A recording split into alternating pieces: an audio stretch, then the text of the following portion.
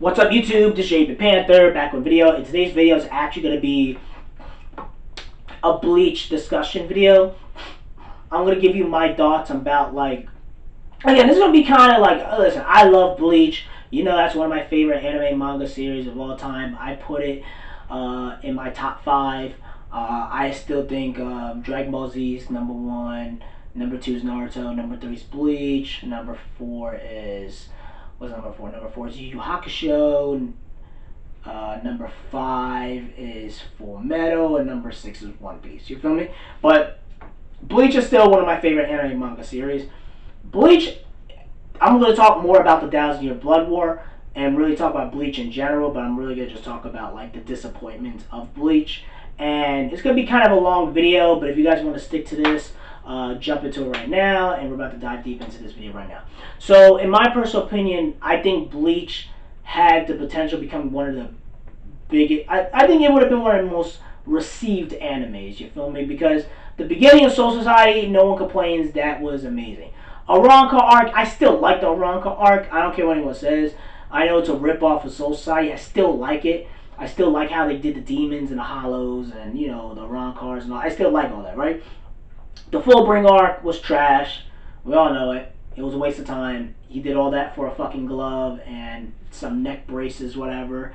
And again, the 1,000-Year Blood War, I feel like, is the most disappointing out of all the arcs because you pumped up the Quincy. Here's the thing, we're about to dive deep into it right now because you know me, I'm a real G. I'm going to be honest with you.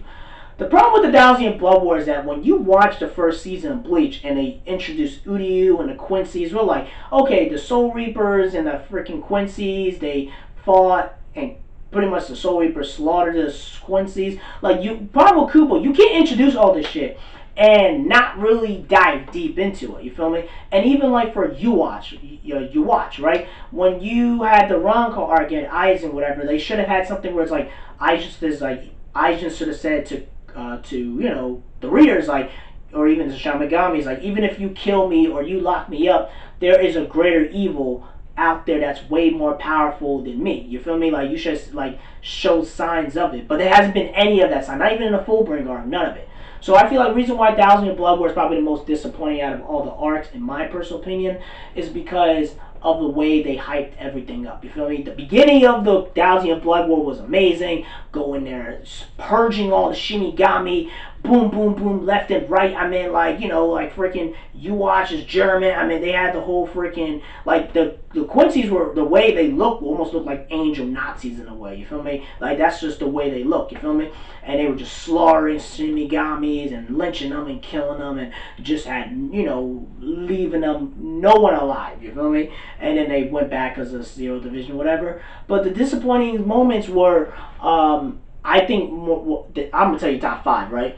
Top 5, which Ichigo, because, you know, he trained with the Zero Division, and we're thinking, like, oh my god, Ichigo's going to learn a new power. And, you know, he trained with the Royal Guards, see what happens, and then we're excited to see Ichigo's Bankai, and then you watch, one shot's his Bankai, and we never saw that Bankai and his power that he gained in full effect. You feel me? Like, we never really got to see the true power. Like, we got to see, like, the Hollow Quincy, like, hybrid kind of, but we never got to see him go full Bankai or get to use his 2 Zangetsu swords. You feel me? So I think that was a very, very, very, very disappointing moment in Bleach.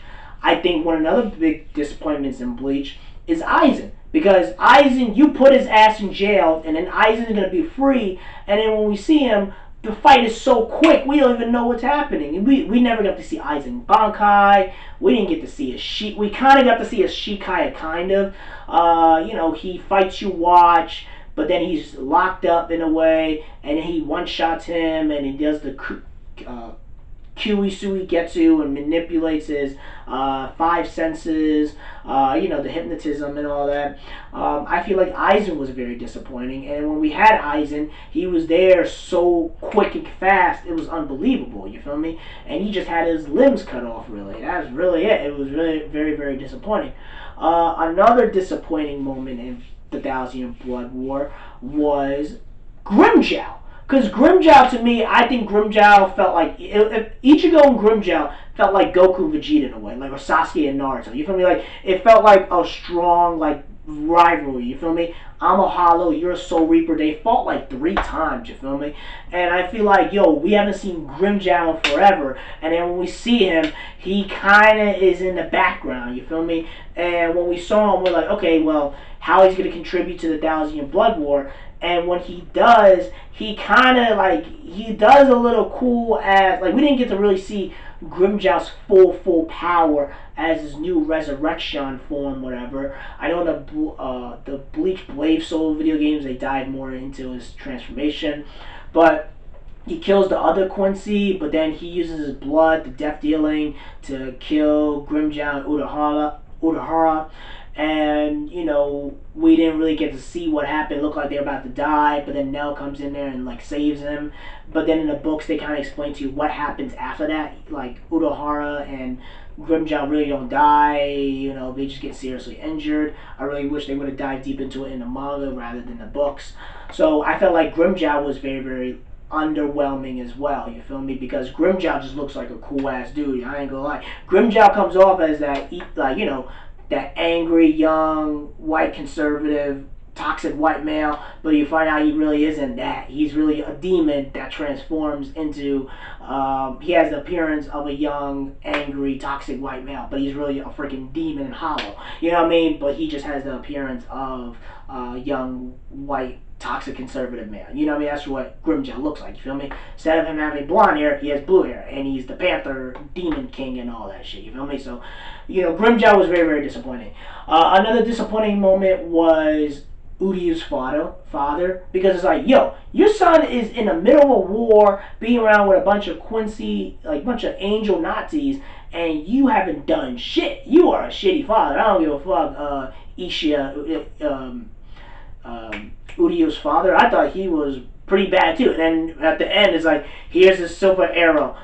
Make sure you shoot it, Uryu, and once you do, you will stop Watch's power. And when we saw the fight, he shoots him, stops his almighty power for like 1 minute, but then it's kind of hypocritical because Watch can see the future and break it and crush it and bring it back bring himself back to life over and over and over, but then he can't see an arrow being shot at his back, and it stops his almighty powers for an instant, and then Ichigo grabs his sword, cuts him, and then it's pretty much over. I'm like, that is the most underwhelming, disappointing thing ever. So Uryu's father was very disappointing. Now, the Zero Division I thought was very disappointing too, because I felt like, in my personal opinion, you go pump up the Zero Division, like, oh my god, these are the guardians of the freaking Soul King. And then I think Yamaya and Ichibei did a good job. The other 3 just got trolled. Yomai at least came in there, and Ichibei, at least the 2 black Soul Reapers, they came in there, at least did some type of work. The other 3, they just got trolled. Pretty much out. And Yomai, he came in there with the one swing. One swing.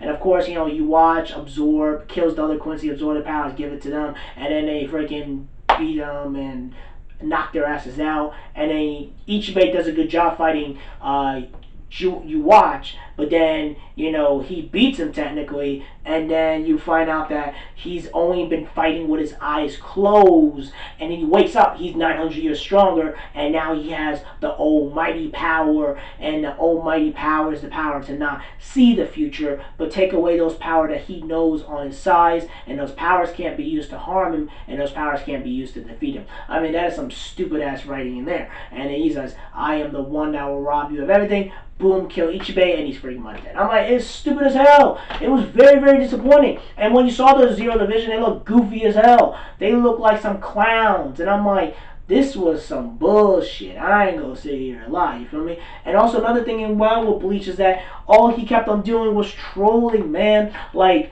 the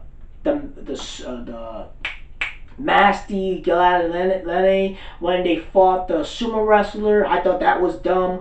The powers of my cheers is what makes me stronger. And Renji, him coming out and beating him was cool and badass, but dude, it was waste of time. They wasted like 8 or 9 weeks. Then we had the fight with Kenpachi versus Granny. The powers of my imagination. I'm using all my imaginations to beat you, and you can't beat me with your imagination. And Kenpachi's fighting, and the fight is disappointing too. A meteor, a giant water, a block of ice, giant hand, a block of water. I mean, you know, meteor. I'm gonna do the space and vortex thing, and then he imagines Kenpachi's strength, but then he can't maintain it. Then he gets himself killed, and then he dies, and the only thing that left is his brain. It's stupid as hell. Then we had the trolling left and right, man. Like, Ichigo.